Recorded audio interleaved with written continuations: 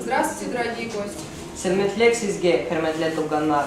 Здоровья вам, уважаемые гости.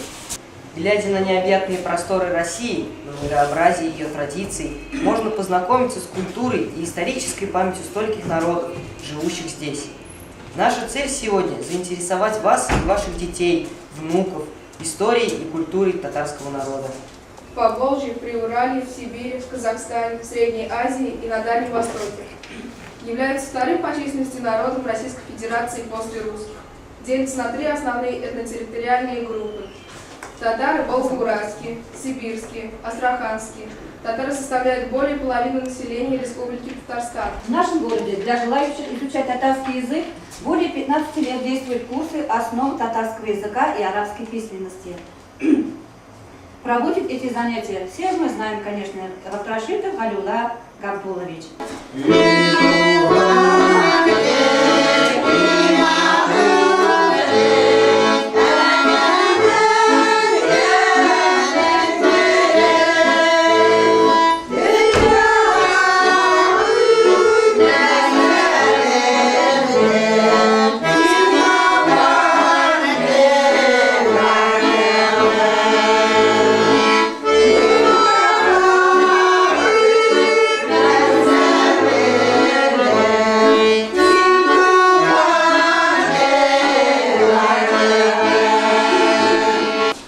Золотой Орды и ислам довольно сильно повлияли на развитие неповторимой татарской культуры, на традиции этого народа, его жизнь и быт.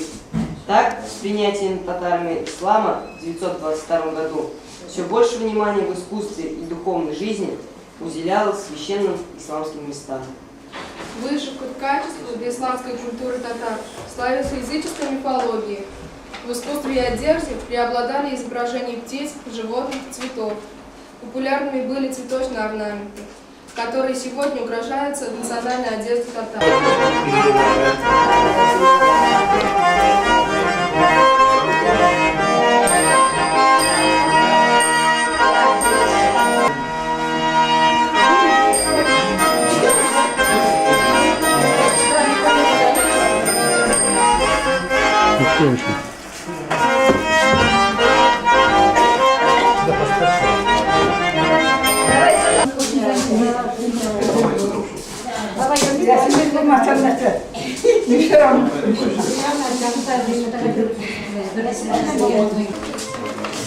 Bek zor rəhmət olası işte şahırdığınız kişilərini şul edib, Allah versə o paça işinə də şey olurlar.